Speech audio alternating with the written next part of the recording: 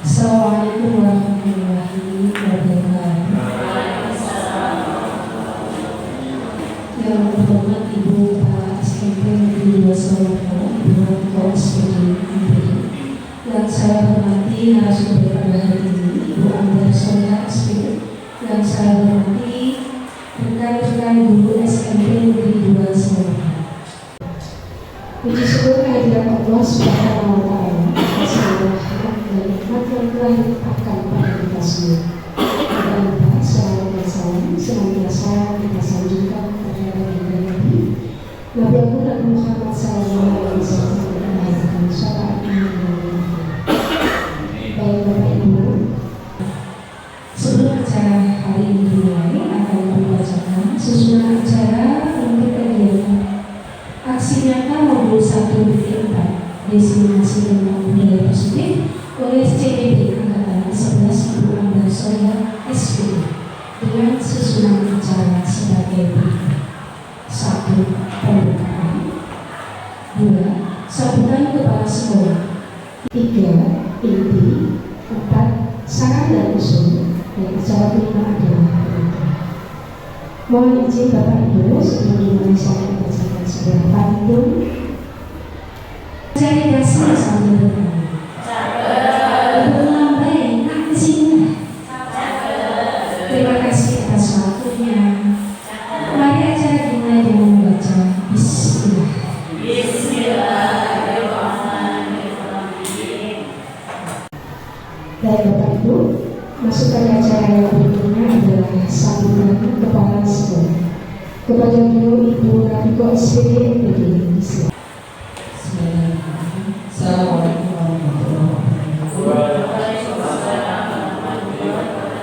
Selamat pagi, salam sejahtera untuk kita semua yang saya hormati Bapak Ibu serta Bapak PPAD Musik yang saya kenalkan Ibu Ambar selaku CGP Angkatan 11 dari SMP 2 Solo. Alhamdulillah, puji dan syukur senantiasa kita panjatkan kehadirat Allah Subhanahu wa Ta'ala yang telah melimpahkan rahmat dan hidayahnya sehingga pada siang hari ini alhamdulillah Mbak Ambar diberi kesempatan untuk melaksanakan diseminasi terkait dengan penerapan budaya positif.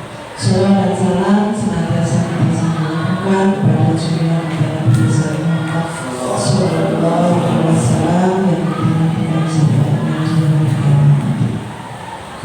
Bapak Ibu yang saya hormati, mungkin Bapak Ibu juga sudah pernah mengikuti kegiatan diseminasi terkait dengan budaya positif, tapi tidak ada salahnya pada saat ini juga karena memang ada tugas dari CGP kita untuk mendefinisikan tugasnya, salah satunya adalah menyampaikan budaya positif seperti apa yang nantinya wajib kita implementasikan di dalam pembelajaran maupun di dalam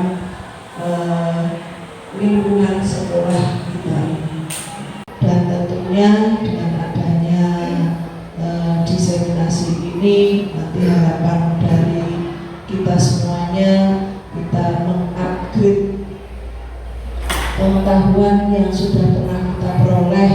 Mungkin ada hal-hal yang baru karena setiap saat pastinya ada perubahan-perubahan, ada sesuatu yang baru. Dari CGP angkatan pertama dulu yang kita ikuti ada angkatan 6, kemudian angkatan 7, kemudian angkatan 10 karena angkatan 8, 9 kita kosong, kemudian angkatan sekarang angkatan 11. Mudah-mudahan nanti kegiatan ini juga memberikan manfaat untuk kita semua, kita lebih paham lagi bagaimana budaya positif yang harus kita implementasikan di dalam pembelajaran khususnya dan secara luas pada umumnya di sekolah kita.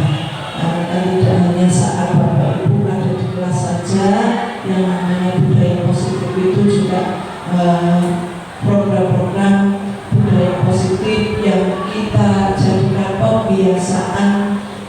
juga merupakan salah satu implementasi dari budaya positif yang ada di sekolah kita.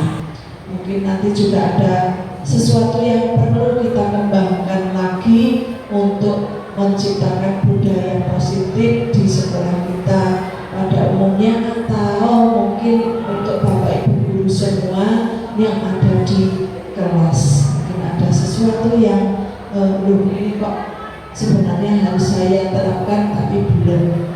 Mungkin nanti setelah mendapatkan penguatan dari Mbak Ambar atau tadi yang sudah ikut dari Mbak Dewi, nanti ada inspirasi baru untuk menerapkan budaya positif.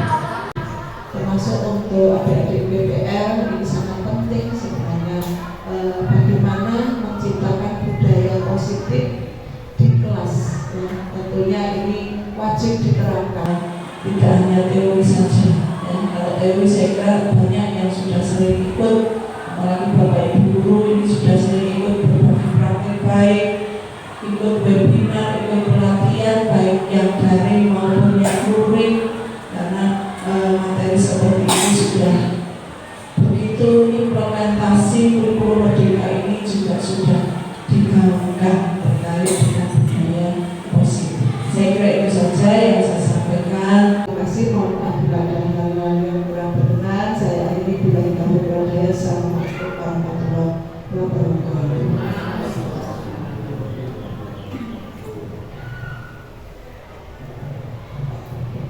Terima kasih atas sambutannya.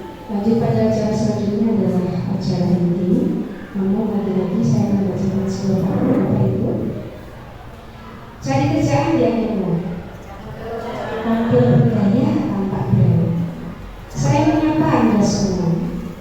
Izinkan narasumber memulai presentasi. Ada beliau Ibu Mendasar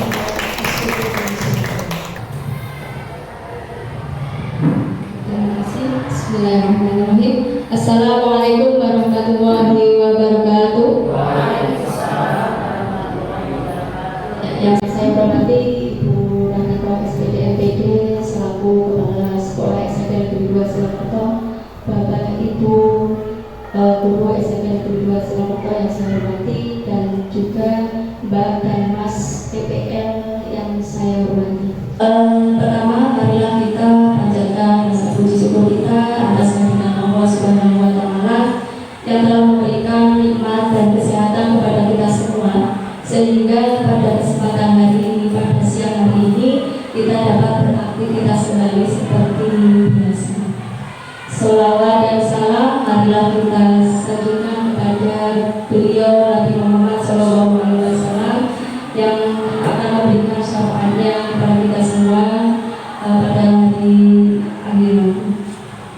Sebelum saya mulai, saya akan menyampaikan ucapan terima kasih saya kepada seluruh Bapak Ibu guru dan juga Mbak dan Mas PPM yang telah meluangkan waktu untuk mengikuti acara di siang hari ini untuk aksi nyata saya sebagai calon guru penggerak ini terkait dengan budaya positif.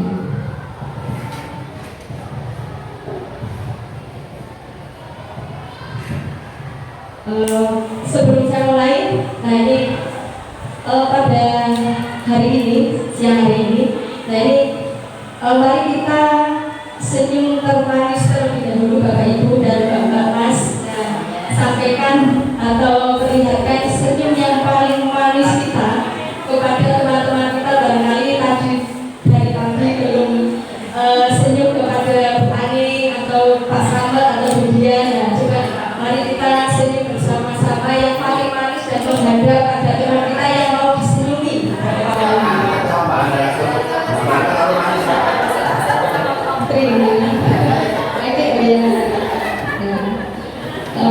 Terima kasih atas senyum termanis Bapak Ibu guru semua dan juga Mbak Mas BPM. Terlalu manis. Ini ada sebelum mulai Ibu, Bapak Ibu ada beberapa pertanyaan. Ini yang pertama, terbaca ya Bapak Ibu. Apakah Bapak Ibu ini setuju dengan pemberian hukuman di kelas maupun di sekolah ketika pelajaran Bapak Ibu guru sendiri. Setuju atau tidak Bapak Ibu? Tidak. Oke, mungkin saya ulangi ya. Apakah Bapak Ibu guru ini setuju dengan pemberian hukuman ini dapat mendisiplinkan murid? Tidak. Kalau yang setuju, kenapa yang tidak setuju alasannya? Ya, begini ya. Saya tidak setuju karena pemberian hukuman itu justru malah akan membuat anak menjadi kebal. Artinya ketika anak-anak kemudian merasa terdolimi dengan disiplin itu, dia jadi apatis, kemudian dia malah justru akan semakin menantang. Jadi sebenarnya jangan dengan hukuman. Kalau yang setuju, ya menurut kamu? Saya benar setuju, asalkan dalam pelaksanaannya hukumannya adalah hukuman yang mendidik, artinya tidak secara fisik ataupun tidak yang membuat anak trauma. Jadi intinya adalah menghukum yang mendidik. Terima kasih atas jawaban dari Bu Dian dan Pak Slamet, dan nanti akan kita bahas ya. Kemudian yang kedua, pemberian hadiah ini dapat meningkatkan prestasi murid. Ini setuju atau tidak? Setuju. Mungkin pemberian hadiah atau reward ini dapat meningkatkan prestasi. Nah, ini yang mungkin selama ini mungkin ada pemberian hadiah, reward, dan seterusnya. Selanjutnya, guru harus mampu memberikan solusi terhadap permasalahan murid.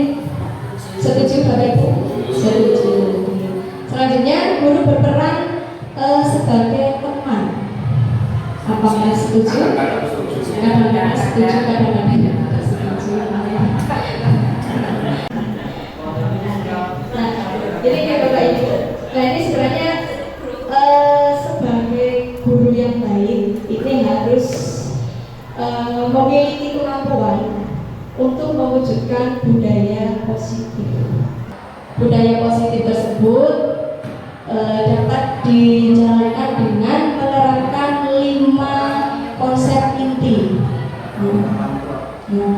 Yang pertama ini disiplin positif, yang kedua motivasi perilaku manusia, ketiga keyakinan sekolah atau kelas, keempat kebutuhan dasar manusia, 5 posisi kontrol restitusi, dan yang terakhir segitiga restitusi. Nah, ini nanti akan kita bahas bersama terkait dengan 5 inti atau konsep inti dari pelaksanaan atau penerapan budaya positif baik di sekolah maupun di kelas. Yang pertama untuk disiplin positif. Disiplin positif ini sebenarnya suatu cara untuk mendisiplinkan siswa atau murid, namun di situ ada kesadaran pada diri murid, ya, tanpa ada paksaan atau tanpa ada ribet. Ini kalau disiplin positif itu akan menyadarkan atau mendisiplinkan anak itu dengan kesadaran diri. Kemudian disiplin positif ini lebih ke arah disiplin diri yang dapat mengontrol diri dalam melakukan kegiatan atau segala tindakan. Jadi kalau anak itu sudah menerapkan disiplin positif, itu anak akan lebih memiliki kontrol diri terkait dengan apa yang dia lakukan. Sebagai contoh, kalau misalnya mengerjakan tugas, ini kalau anak sudah ada disiplin diri pada diri anak, ada disiplin positifnya, itu anak akan merasa bertanggung jawab akan mengerjakan tugas tersebut tanpa harus dipaksa. Kalau dalam agama Islam itu terkait dengan sholat ya Bapak Ibu, mungkin kalau sholat kalau itu terkait dengan disiplin positif, itu akan melaksanakan sholat atas dasar kesadaran diri tanpa harus dielingkan, tanpa harus dipaksa. Nah, begitu juga ketika di sekolah misalnya harus tepat waktu, kemudian harus mengerjakan tugas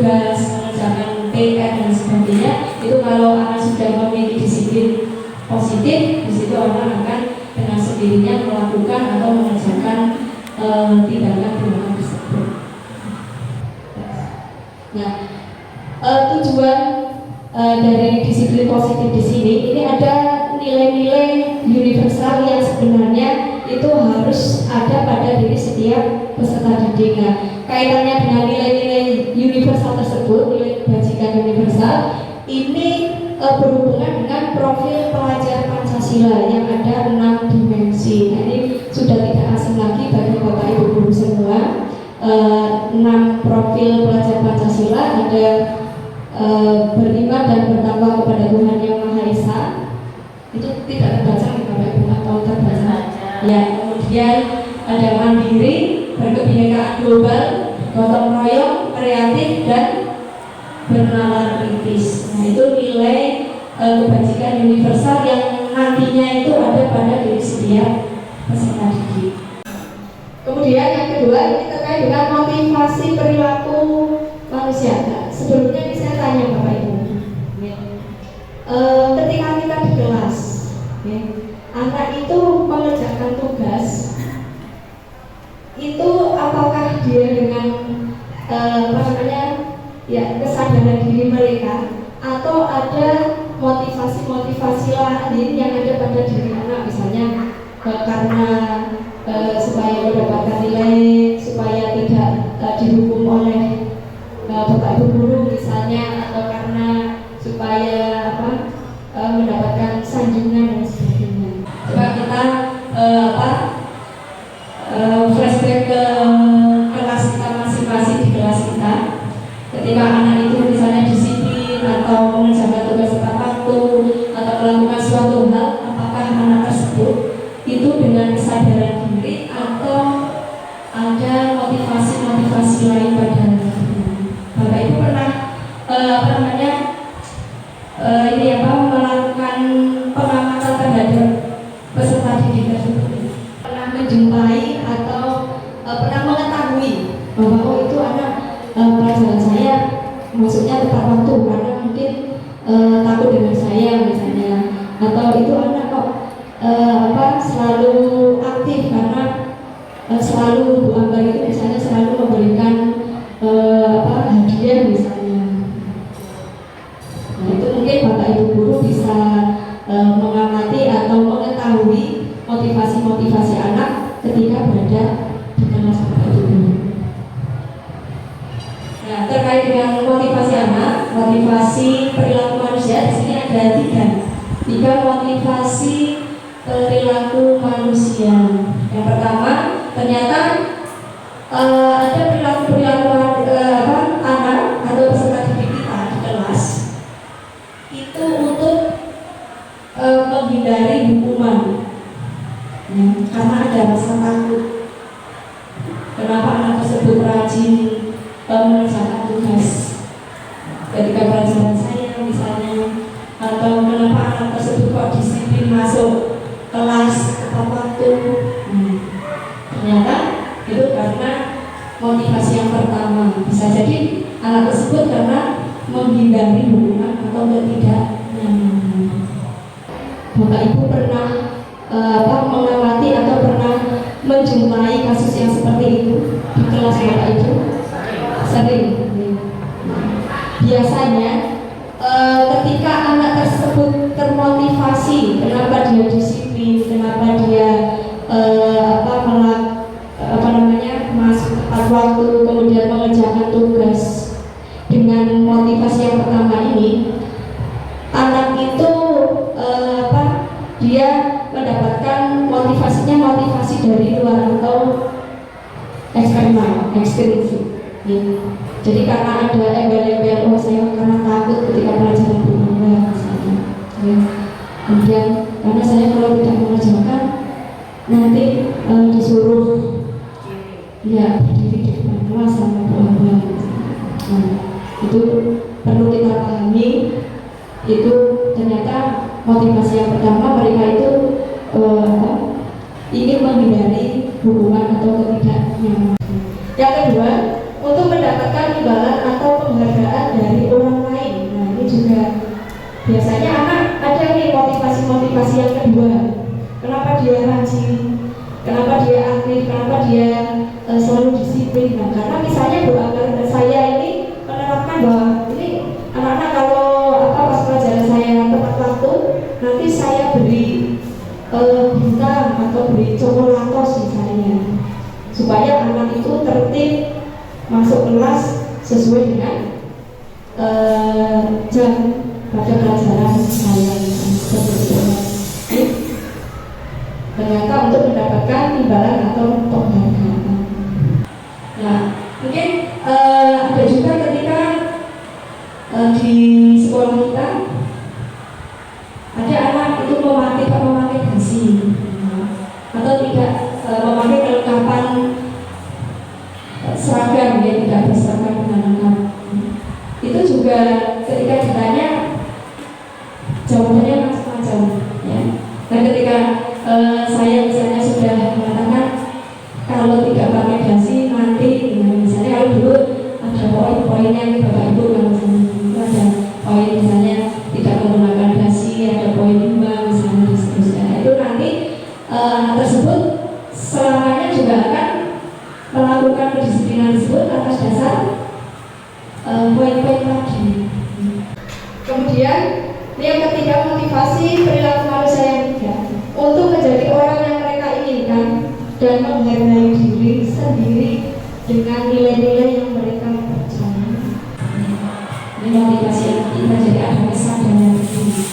Dengan kalau saya karena memiliki saya harus disiplin, memang saya orangnya disiplin di sini. Saya harus mengerjakan tugas tepat waktu. Karena memang saya ada motivasi ingin menjadi yang terbaik misalnya. Itu yang ketiga, motivasinya sudah dari diri atau motivasi intrinsik. Selanjutnya terkait dengan keyakinan sekolah atau kelas. Ini Bapak Ibu Guru kemarin sudah membuat bersama dengan peserta didik keyakinan kelas. Nah, yang ingin saya tanyakan, kenapa bukan peraturan tetapi keyakinan? Bukan peraturan sekolah atau peraturan kelas, tetapi keyakinan sekolah atau kelas. Ada yang mau menyampaikan Bapak Ibu?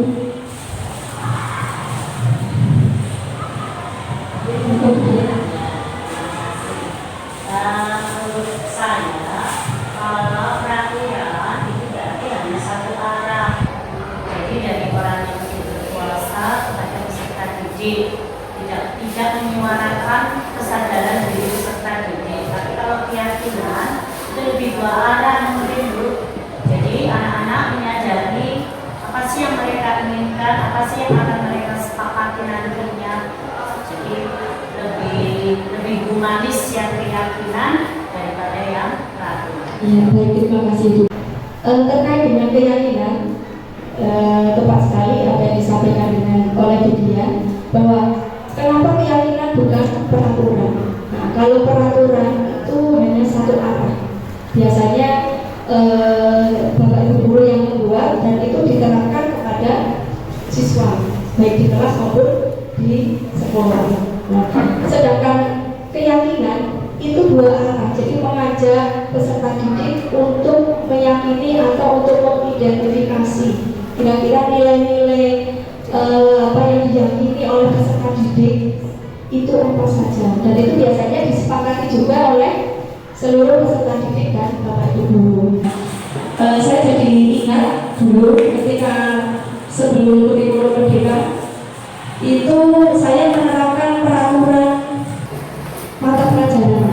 Jadi kalau dulu bahasanya kontrak belajar. Nah, ternyata dalam kontrak belajar itu saya membuat peraturan. Misalnya kalau pelajaran saya tidak boleh terlambat, kemudian mengerjakan tugas, mengumpulkan tugas tepat waktu, kemudian tidak boleh makan, tapi saya perbolehkan anak untuk minum dan seterusnya. Nah, itu memang satu arah peraturan tersebut, karena saya yang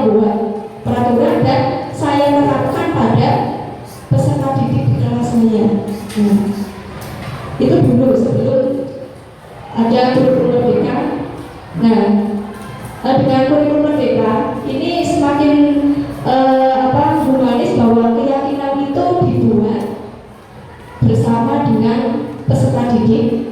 Justru peserta didik di situ itu akan meyakini, akan mengidentifikasi nilai-nilai apa yang akan mereka tanamkan pada diri mereka. Nah ini terkait dengan keyakinan sekolah kelas ini, guru berperan dalam mewujudkan terbentuknya keyakinan sekolah dan dengan adanya kesempatan antara guru dan murid. Nah ini yang sudah disampaikan Bu Kia tadi. Jadi keyakinan kelas ini memberikan kesempatan kepada peserta didik untuk berdiskusi terkait dengan nilai-nilai kebajikan yang akan diterapkan pada diri setiap peserta didik. Yang kedua, keyakinan sekolah atau kelas berupa pernyataan universal yang sudah diingat dan dipahami dan harus diterapkan di lingkungan sekolah maupun kelas. Pernyataan universal ini biasanya sudah dipahami anak karena nanti ada proses atau langkah-langkahnya dalam membuat keyakinan kelas. Jadi untuk langkah-langkahnya ini yang secara sederhana sekali. Yang pertama, ini meminta siswa untuk menuliskan keyakinan kelasnya, nilai-nilai kebajikannya. Biasanya anak itu akan menuliskan dengan kalimat-kalimat yang negatif, misalnya tidak boleh makan, misalnya tidak boleh terlambat, tidak boleh, biasanya seperti itu. Yang kedua, membahas keyakinan kelas. Setelah anak menuliskan, mengidentifikasi apa sih atau keyakinan pada kelas kita, kemudian kita bahas di situ kira-kira tentu saja antara peserta didik yang satu dengan yang lain ini akan berbeda dan beragam. Selanjutnya dibahas. Setelah dibahas ini memilah dan mengelompokkan keyakinan kelas berdasarkan nilai kebajikan universalnya. Ini yang saya pahami, Bapak-Ibu barangkali nanti ada yang saya pahami misalnya adalah kedisiplinan, disiplin, kemudian bertanggung jawab, kemudian toleransi, saling menghormati. Nah, itu nanti kita kelompok-kelompokkan. Selanjutnya, nah ini yang penting sekali, mengubah keyakinan kelas ya, menjadi kalimat positif. Yang tadi dari anak itu biasanya menggunakan kalimat positif, misalnya tidak boleh terlambat, misalnya tidak boleh merokok, tidak boleh menyontek ketika asesmen misalnya. Nah ini biasanya kita ubah menjadi kalimat positif, misalnya membuang sampah pada tempatnya, kemudian masuk kelas atau datang ke sekolah tepat waktu.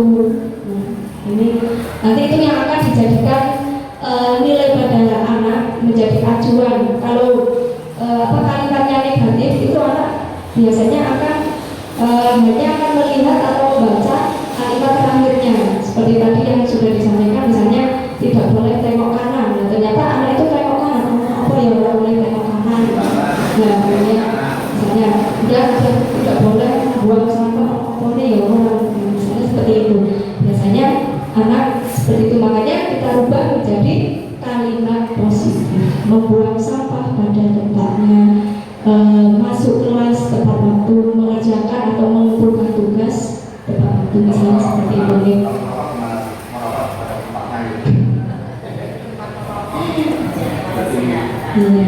Menjaga kesehatan dengan tidak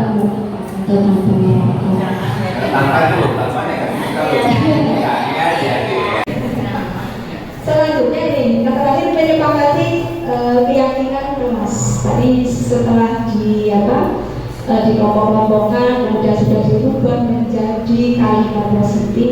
Nah, ini prosesnya menyepakati. Biasanya pada proses merubah dari kalimat negatif ke kalimat positif, Bapak Ibu juga biasanya sudah memberikan seperti ini, kalimatnya seperti ini, apakah disepakati anak-anak? Nah, nanti dia sepakat. Biasanya seperti itu. Nah, ini sebagai contoh saja proses pembuatan keyakinan kelas. Ini kalau Bapak Ibu sudah dari dulu menerapkan penyusunan keyakinan kelas. Nah, ini kebetulan kemarin di T5 ada proses penyusunan keyakinan kelas. Nah, ini dokumentasinya. Mungkin tadi rasanya sudah ngantuk. Jadi SBD-nya itu bermain bersama Abi dan Abu, bukan Abu dan Umi ya. Coba kalau misalnya ada Bu Eni dan Pak Eni ya. Nah, di sini bermain bersama Abi dan Abu. Nah, caranya begini Bapak Ibu. Nanti Bapak Ibu berdua ya, semuanya harus berpasangan. Yang belum punya pasangan cari dulu ini.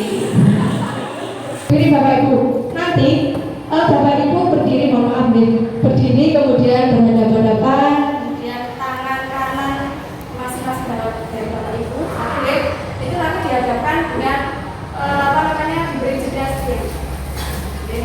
Tangan kanan, ya, tangan kanan saja. Ya, dan nanti Bapak Ibu tentukan siapa yang akan menjadi Abi dan siapa yang akan menjadi Abu. Tentukan dulu gitu. Setelah ditentukan siapa yang menjadi Abi dan siapa yang menjadi Abu, nah itu dari beberapa pasangan gitu. Ya, nah sudah Bapak Ibu, Abinya sudah, Abinya berdiri kembali.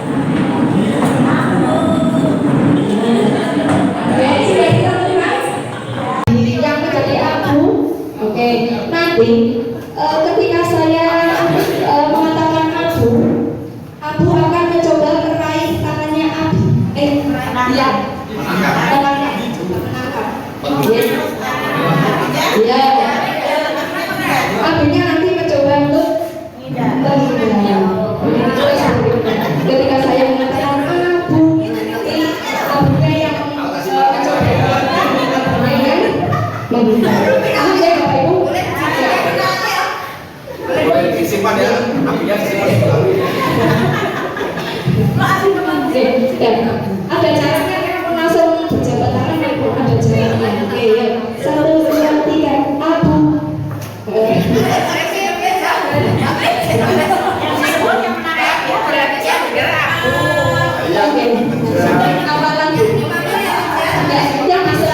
Yang disebut berarti yang akan mencoba menangkap, sedangkan yang tidak disebut berarti mencoba untuk melepas. Oke, ya mulai lagi. Abu.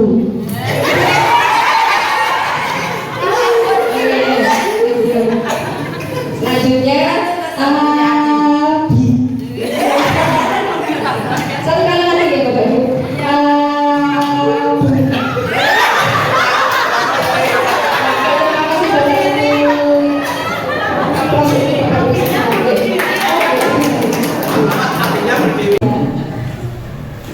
Itu juga nanti bisa diterapkan kepada anak-anak kita di kelas. Biasanya anak itu ternyata bisa bahagia dengan hal yang sederhana ya, seperti itu. Kalian bahagia tidak, bukan? Karena bahagia Bu, begini kalian bisa ketawa itu dengan seperti itu.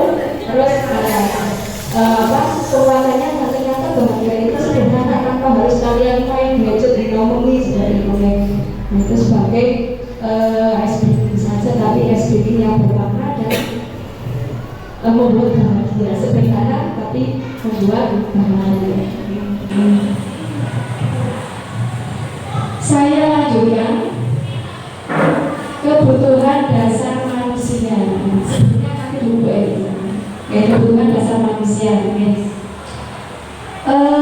Di kelas Bapak Ibu ini pernah atau tidak dijumpai anak itu usil atau mungkin ada yang caper dengan tingkah-tingkah mereka? Pernah menjumpai Bapak Ibu? Seringnya ternyata karakter atau perilaku anak di kelas itu bermacam-macam.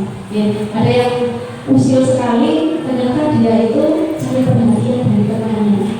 Mulai serius-serius, jewel, ya jewel ini jadi bereaksi, ya itu karena ini diperhatikan.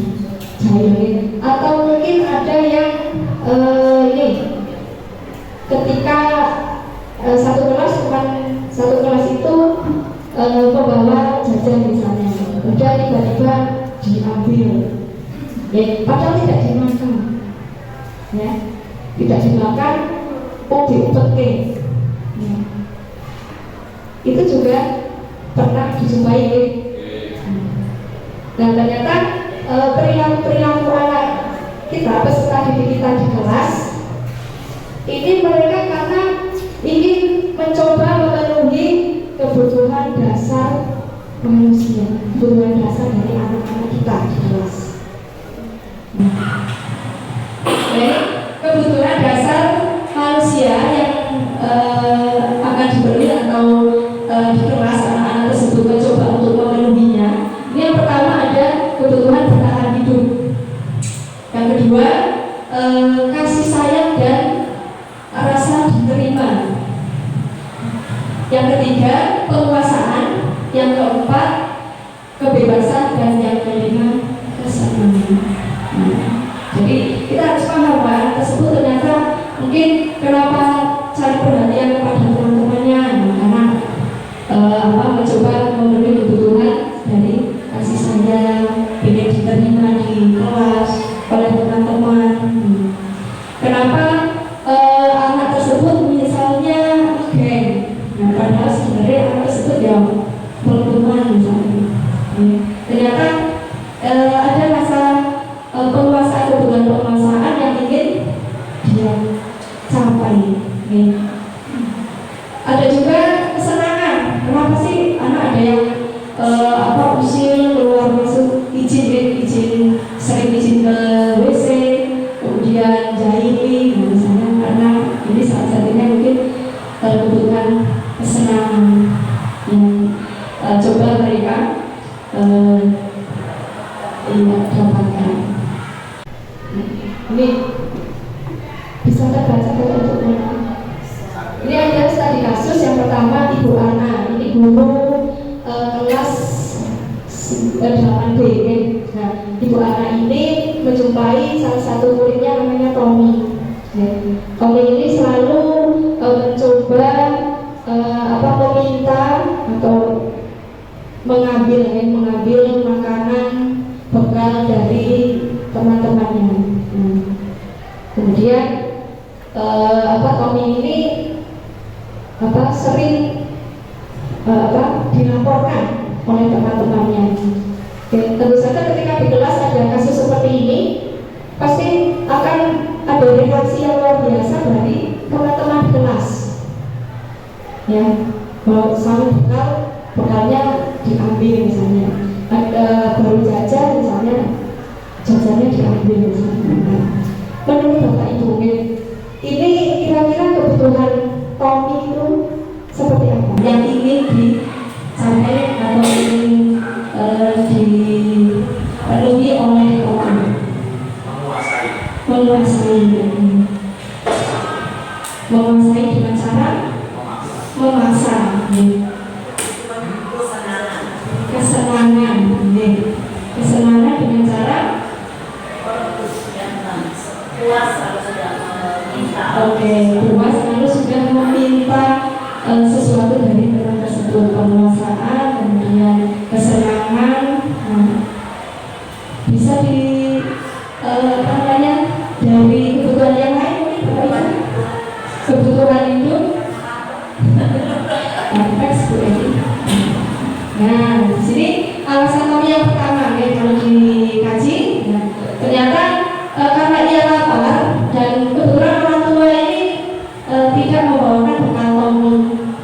sehingga Tommy itu kadang atau merebut makanan atau bekal dari temannya. Nah ini kalau seperti itu kasusnya, berarti Tommy ini mencoba memenuhi kebutuhan bertahan hidup Tommy karena lapar.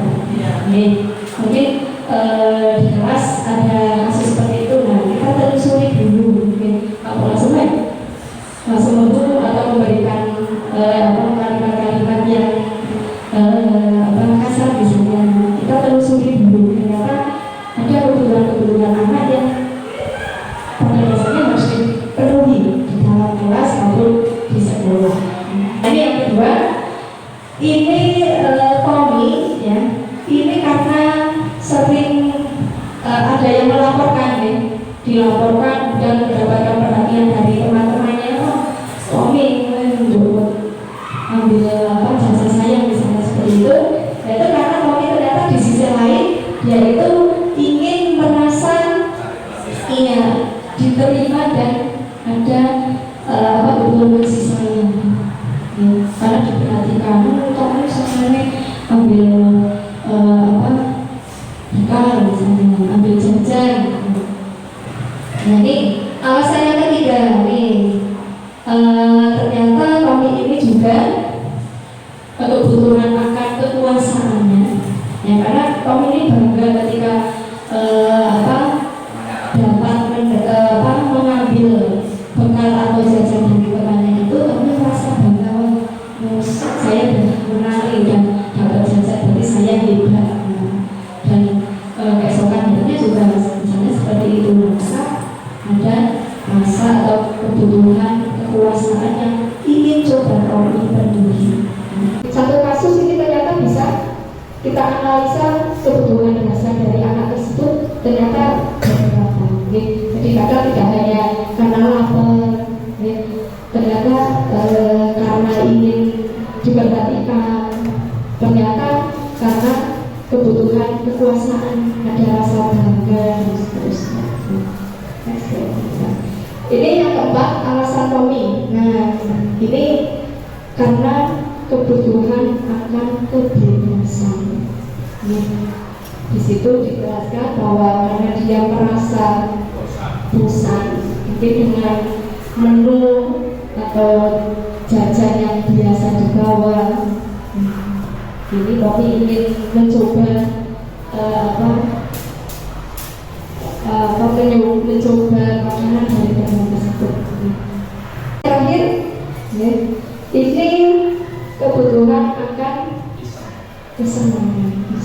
Tadi sudah ada beberapa buku yang menyampaikan senang, iseng, kira-kira ini Bapak Ibu untuk komisi kontrol restitusi. Nah sebelumnya ini saya tanya juga, kita flashback, kita melihat pada kelas kita ketika ada anak misalnya seperti tadi Tommy dilaporkan, atau ada anak yang terlambat sekolah, terlambat masuk kelas, atau ada anak yang tidak mengerjakan tugas, atau ada anak yang tiba-tiba jam pelajaran kemudian keluar sampai selesai tidak balik lagi. Kira-kira apa yang Bapak Ibu lakukan?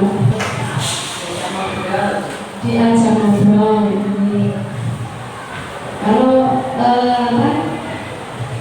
selain diajak ngobrol dari Mas PPM mungkin bisa menyampaikan kemarin hampir satu bulan masuk kelas menjumpai peristiwa atau kasus-kasus tersebut, apa yang sudah Mbak Damas lakukan? Ya. Kalau saya menemui salah satu anak misal sering keluar di saat jam pelajaran, terakhir kalinya saya suruh maju ke depan untuk menciptakan puisi dari puisi di depan anak-anak. Ya. Kalau ada yang terlambat kemudian mengajak ke depan itu apa? Berpuisi. Berpuisi. terlambat, kemudian diajak atau disuruh ke depan untuk bermisi. Ya. Mungkin ada, terima kasih. Ada yang mau berbagi lagi?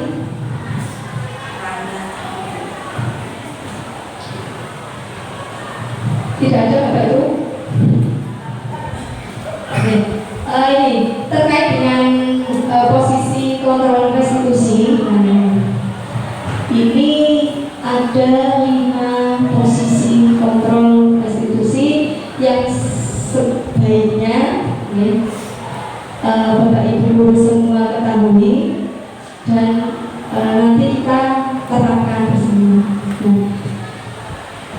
Yang pertama, ini ada posisi guru sebagai penghukum. Sebagai penghukum.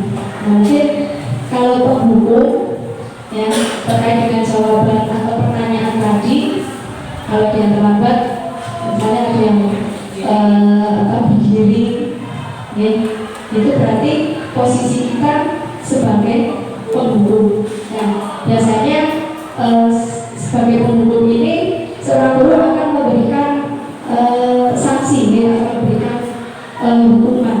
Misalnya terlambat, kalau zaman dulu ya, nah, sekarang sudah tidak akan begitu. Ya, kalau zaman dulu, saya pun dulu ketika sekolah masih menjumpai ini hukuman.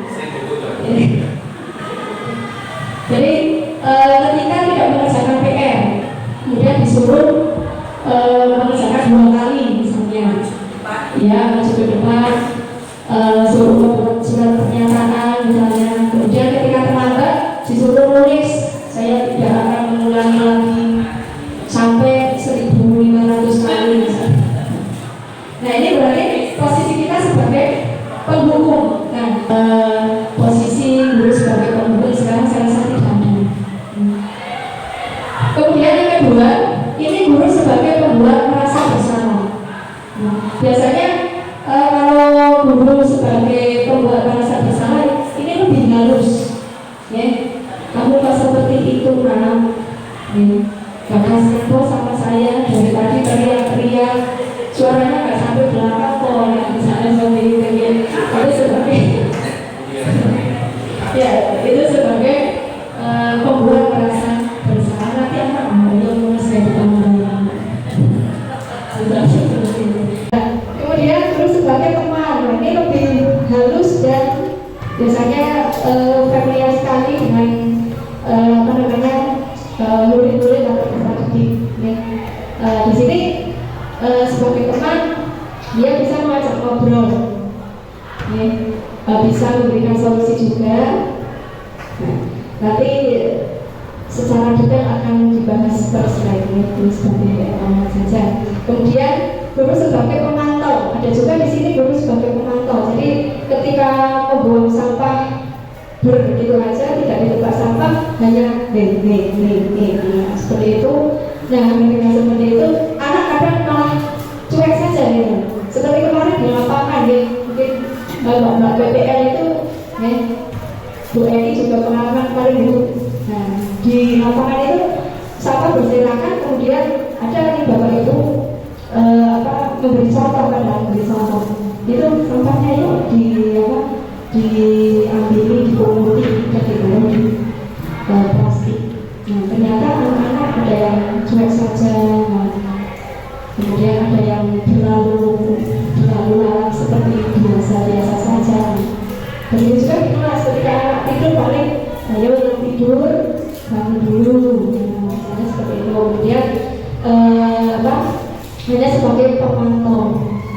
Yang terakhir, nah ini guru sebagai manajer yang paling pas untuk kita terapkan sebagai seorang guru, itu ketika seorang guru itu memposisikan diri sebagai manajer. Ini nanti detailnya, ini sebenarnya ini tadi sudah saya jelaskan terkait dengan bagaimana seorang guru ketika menjadi penghukum. Nah ini guru akan berkata atau akan menunjuk misalnya kamu, kenapa kamu terlambat misalnya. Itu ketika posisi di sini sebagai penghukum. Kemudian untuk kalimat atau bahasa yang biasa disampaikan oleh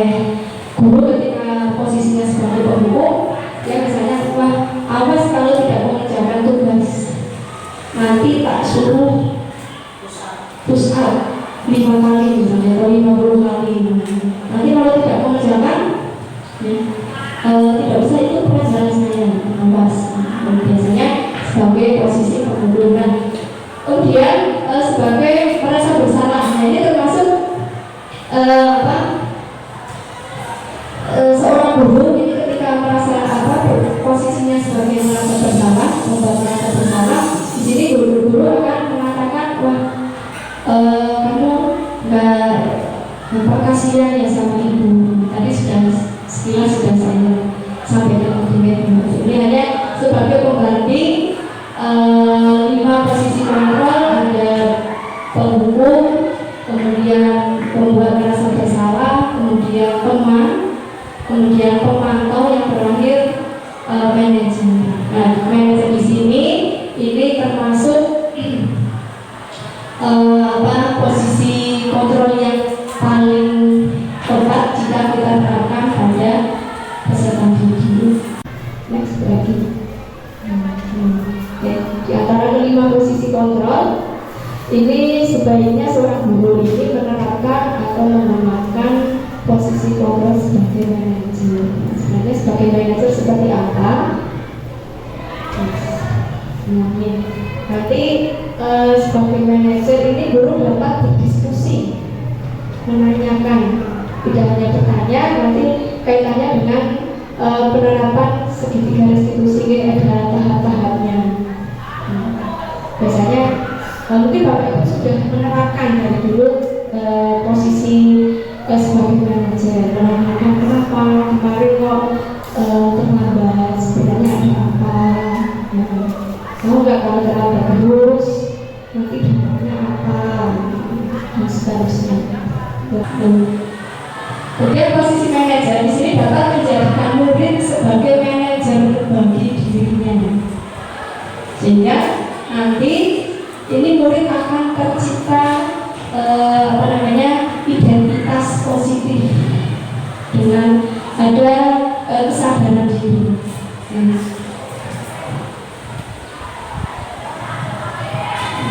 Ini kaitannya segitiga restitusi, hubungannya dengan posisi kontrol kita sebagai manajer. Nah, sebelum masuk ke segitiga restitusi, ini ada video.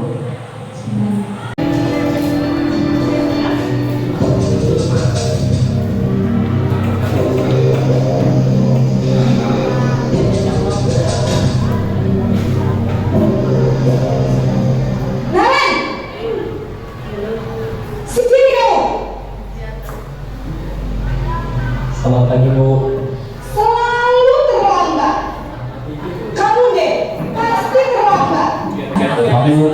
Saya Apa coba? Alasan apa lagi? Kapan sih kamu jadi terlambat? Malas sekali kamu jadi anak. saya Dasar malas. Gak kapok-kapok sih kamu. Sudah berapa kali terlambat?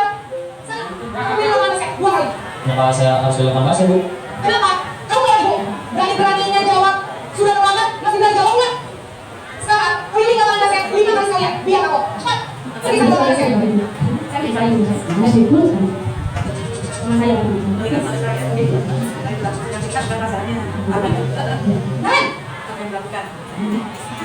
Saya posisi itu saya. Maksudnya apa lagi nak?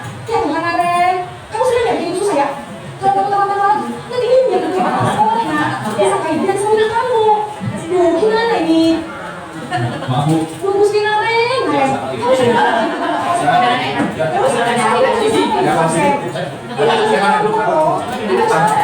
Maaf, Bu. Maaf. Kali nanti usaha lagi ya. Maaf, ya, Bu. Maaf, sorry. Ya. Itu jangan. Dari pokok.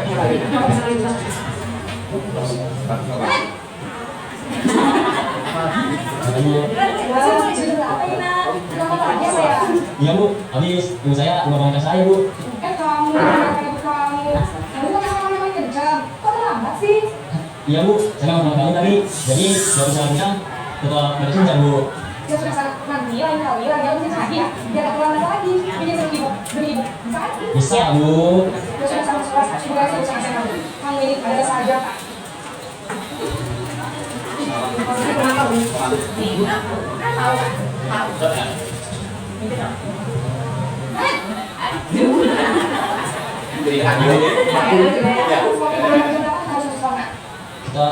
harus di sekolah dulu. Iya betul, sekarang sudah jam 7.20. Nanti coba konsekuensinya berapa lama? Paham Bu? Saya harus tinggal kelas pas jam istirahat selama 20 menit. Ya benar, konsekuensinya demikian. Jadi nanti jam 9.30 pas istirahat, kamu harus tinggal di kelas, kerjakan tugas tambahan untuk nanti malam, ya? Baik Bu.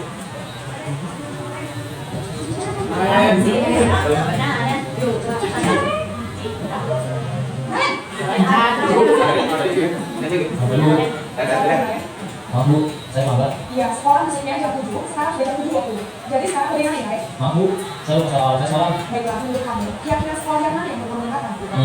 Harganya sendiri dan orang lain Bu. Setuju. Jadi, apakah kalian yakin dari sisa 500 tersebut? Iya Bu, saya ingin punya. Apakah kalian bisa memberikan satu keluarga? Bismillah Bu.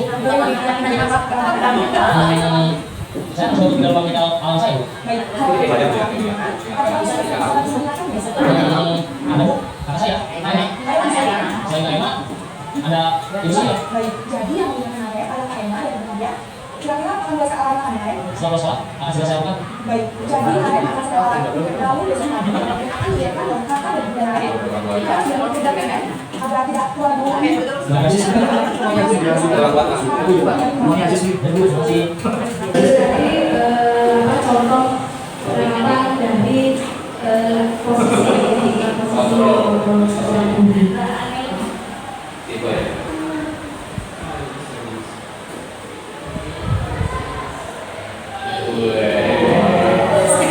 Masuk kopi.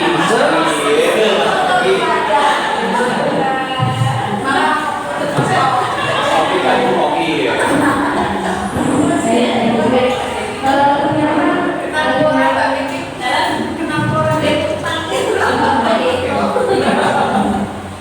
Ternyata dengan video-video tadi itu disadari atau tidak disadari kita pernah pada posisi yang sama dengan video tersebut. Jadi dulu pernah mungkin jadi pemburuk, tapi hubungannya sudah alih semuanya. Kemudian kita pernah juga jadi pemantau, pernah juga kita menjadi ceman, kemudian pernah juga kita menjadi seseorang yang menimbulkan atau merasa bahwa. Dan yang terakhir sebagai manajer ini kira-kira sudah juga dibentuk sebagai manajer.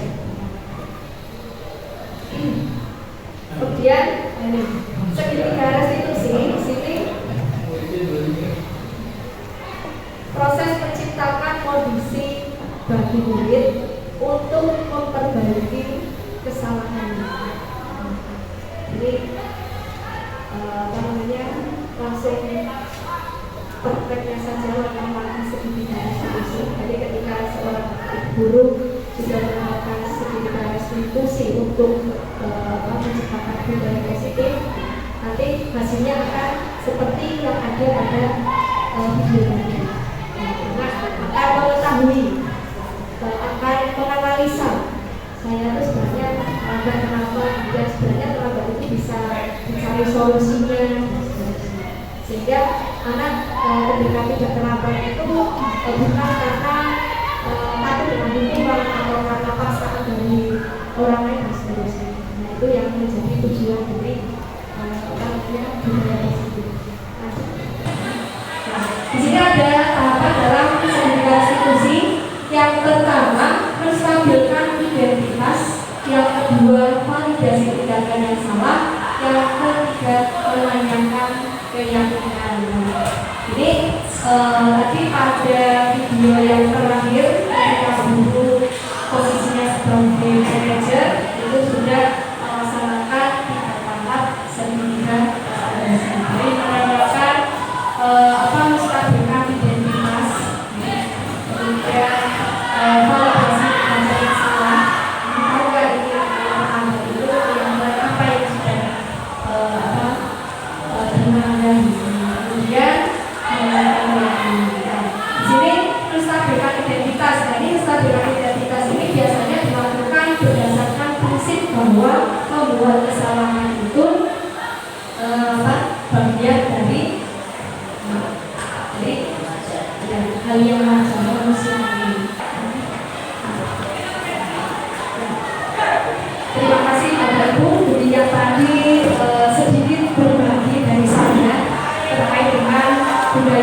positif di sekolah dengan penerapannya, kemudian hal-hal yang perlu kita perhatikan.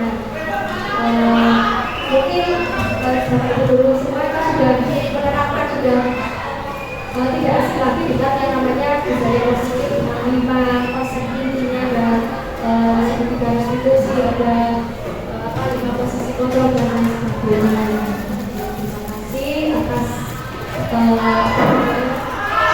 partisipasi dari Pak Ibu semua. Semoga menjadi yang beribadah bagi Pak Ibu semua.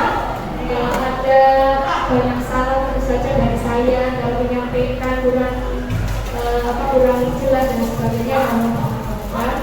Dari saya cukup. Wassalamualaikum warahmatullahi wabarakatuh.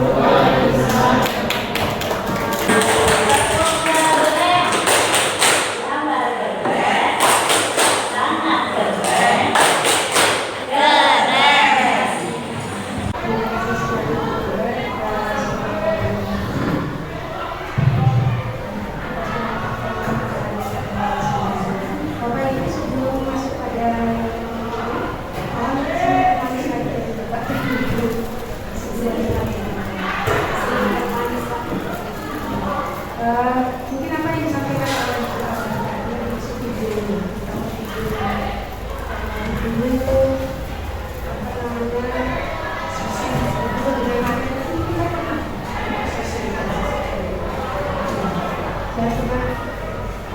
kalau saya sendiri pribadi pernah menjadi kata-kata kalau masalahnya itu dulu seperti singa, karena dari posisinya ada api juga. Dalam posisi sudah dicoba. Karena itu kita masuk pada sebuah saya secara saya merasakan bagi Bapak Ibu. Sampai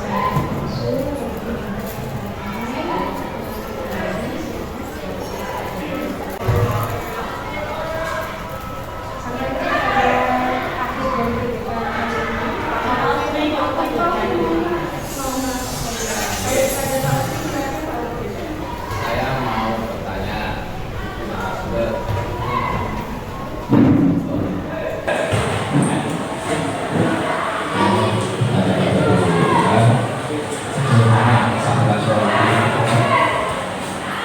dalam insya Allah apa yang sudah disampaikan itu kita pernah mengalami dari yang secara persuasi maupun langsung. Nah di sini kita yang berbeda, kita yang baru dalam berinteraksi kepada guru juga sebetulnya. Guru juga punya diferensiasi antara guru yang sabar banget, sabar dan kurang sabar atau pemarah seperti saya. Nah ini sudah beberapa kali kita mengingatkan seorang anak dan kita membantu terus pada anak online, kita beri nasihat, diingatkan dan yuk kami sekarang terjemahkan teks ini. Jawab soal ini sudah berkali-kali karena